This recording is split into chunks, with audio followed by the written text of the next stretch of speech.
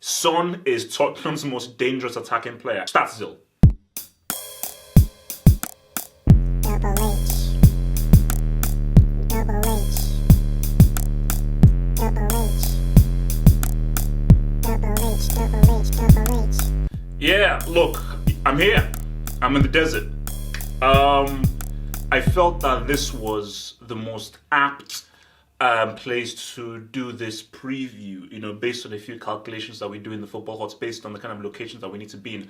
I've got private jets, I've got submarines, I've got spaceships. Okay, look, it's all funded by a secret club organization. I'll go into details afterwards. But this is about Tottenham against Arsenal. Things have slightly changed here. Things have slightly changed right here, because what am I talking about with regards to how things have changed? Someone told me that Tottenham was supposed to be title challengers, and I was a sole person that said mathematics is overrated. Don't look at the table. 1 plus 1 doesn't always equal 2.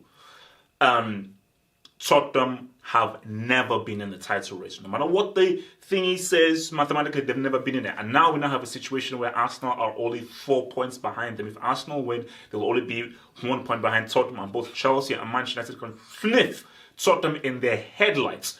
So this is a case of Pochettino having to try to and trying to live. That's the key thing. He's trying to live. He has to try and live. That's the key thing. He needs to try and live.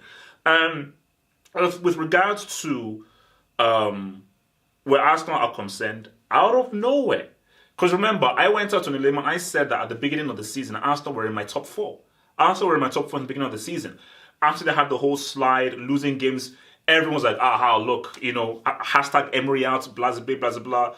And now you're in a situation where somehow they've picked up a win here, a win there. They now find themselves in the top 4 and only 4 points behind Tottenham in third.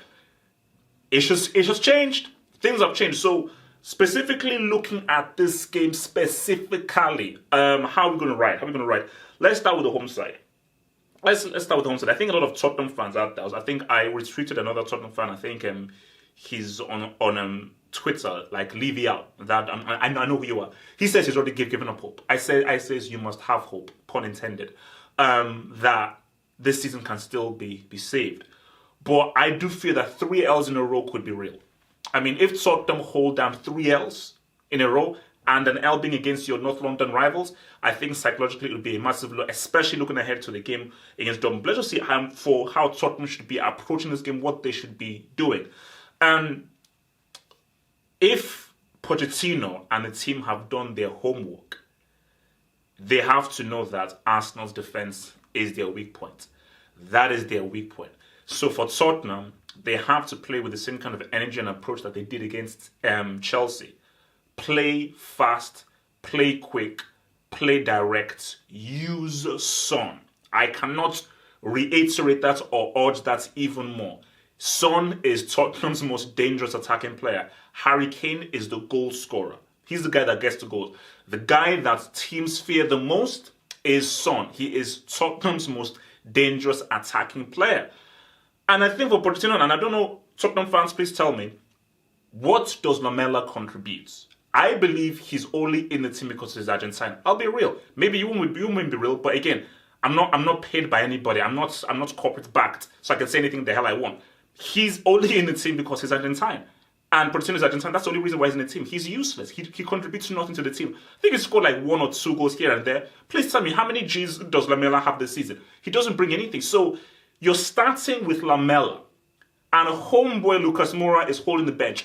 That doesn't make any logical, mathematical, or metaphysical or philosophical sense. So, because if you're rolling with Moura and Son, you have, because the issue with Lamela is he is much more of a technical-based player where he's more stop and start. He isn't a runner.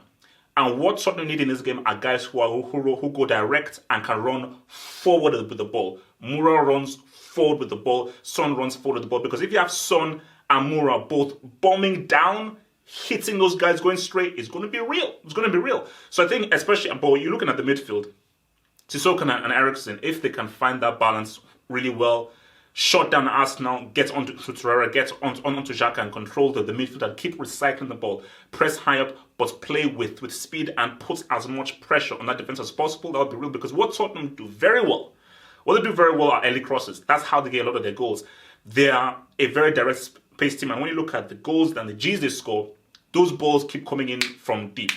Keep whipping those balls and keep whipping those balls in. And one of the best guys at hitting those balls is Eriksen. So I think what Poch will want to use for Eriksen is Eriksen peel out to the wide, goes into the wide and hit those crosses into the box. Kane, Son, get into the box. Son, trying to get into the back post and see whether you can knock on anything. Kane, put your flipping blonde hair right in the middle of that thing and use your head and your physicality and get that ball into that flipping ball. Because again, I told you, Mustafi is going to be the brick. Mustafi will be the biggest brick in this game. So it would be criminal if Tottenham play 90 minutes and do not expose a Class B brick in this game. I believe he's Class B. I need to check the rankings. And so look, that's where Tottenham are going for. And I think before the game starts, I think Pochettino should have a mini chat with Loris and say, Loris, are you fine? Let's check your brain. So do like an X-ray of his brain, check his heart, check his emotional state, because hey, Loris can't allow you to lose your brain or go brainless again. Trippier, okay, you've got to be wary, but Loris, you're wearing the captain's armband. And I can't have my captain making the entire club look like a bunch of clowns. So let's be real. Where Arsenal are concerned, stats Zil.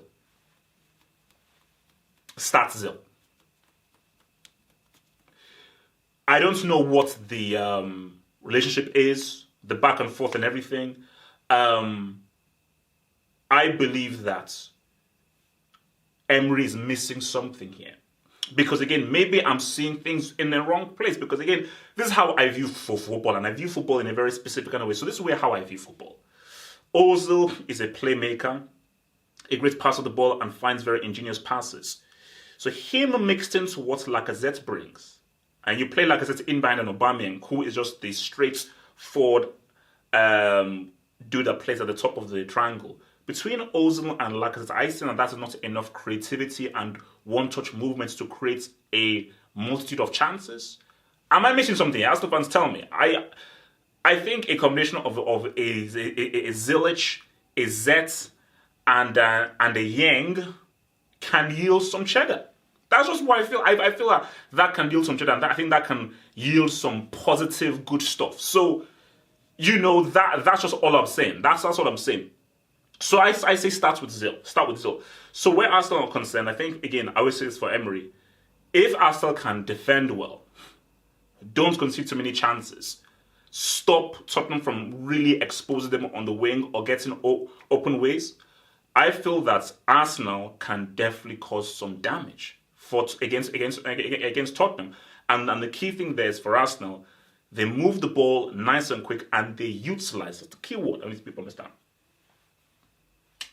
You've got one of the most natural, most gifted goal scorers in the world. Aubameyang is a natural goal scorer. So for Emery, it would be sacrilege if you don't feed Aubameyang. So I think the mantra should be for Pochettino, also for Emery, Aubameyang, keep making those diagonal runs. Play on the last man. Lacazette, Kolasinac, whoever it is, Zil, Torreira, try and find that ball over the top. Try and find that quick through ball. Try and find that quick pass that can try and maybe put Alderweireld of a Tongan in the unawares and try and feed Aubameyang, because Aubameyang, if he can just get a yard over the Tongan or thingy, it's lights out. And I do have confidence that and Aubameyang in a one-on-one situation is like a 7.5, 8 out of 10. 7.5, 8 out of 10, you can put him in a one-on-one situation. So I just think for Arsenal, it's about playing smart. Because again, Tottenham's defense is one of their best parts of the game. Their defense is strong, but it can be breached. It can be exposed. And what we may be seeing in the Burnley game and now in the Chelsea game is maybe these guys are getting fatigued. Maybe fatigue is now starting to creep into this team. So for Arsenal, I just think it is very key that you utilize Aubameyang. So look, Harry Kane, got nothing against dude. I have absolutely nothing against your boy Harry Kane. And I think, because again, I was watching it. Oh, watch out! Football Banner Show. Hope meets fans. So make sure you watch that. It's very interesting what Devil said because they were previewing the game. Harry Kane normally gets his G's in this game. So if he was to score in this game, it wouldn't be a surprise. But for Tottenham, they cannot afford to. Losing this game would be a disaster. Holding 3 L's would be an absolute complete disaster. So, it's very important. No, easy, chill. It's very important that Kane, as if it's a situation where it's like a 1-1. Just a picture. If it's a situation where it's like a 1-1, it is very important that Harry Kane can get that winner. I think that'll be huge. That'll be huge for his confidence. That'll be huge for Tottenham. Like a dream scenario, 1-1, 88th, 89th minute, Harry Kane comes on and gets the winning goal. A win over Arsenal. They increase their gap to 7 points. It gets them back into the winning mentality to say a little bit of something up in our Premier League table. So I 100%. I think this is going to be yet another fantastic. Because again, all of this, I cannot remember the last time a North London derby was boring. Now you can talk about the quality of football being played, but as far as just for entertainment, it has always been very entertaining and always had a lot of goals. Now with this game at Wembley, it does change things because for some reason I thought that the game was at the Emirates. The game at Wembley, it does change things because then I trust it makes my my prediction slightly. Changes it slightly. So, Double H, can you show up? And just give the fans, the people, the women, the kids and the infants and the fetuses a prediction. Now, chill, relax. Just easy. Look, I've got a few camels ready to jump me in this desert. Chill, relax. I'm still alive. I'm still breathing. Who said that? I did. So, there are going to be goals. And I believe, doing my calculations, this being a North London derby, Tottenham on the ropes, knowing that they have to win, but Arsenal with the kind of potent attack that they do cause, and maybe the seeds of doubt evolving and germinating. That's a nice word. I don't know whether that's easy. I'm going for a 2-2. I'm going for a 2-2. It's as easy as that. I'm going for 2-2. I do feel that they'll cancel each other out. Goals. I think Arsenal can get some G's. Arsenal will suffer in their defense. They will get exposed. Triple X, exposed. But I don't think there will be a clear winner here. I don't see there being a clear winner. So I've used my vision. I've invoked my inner Nostradamus. And I have devolved and deducted that we are going to get a 2-2 draw. Stay true. Stay real. Visit the websites. Pledge to the Patreon for extra content.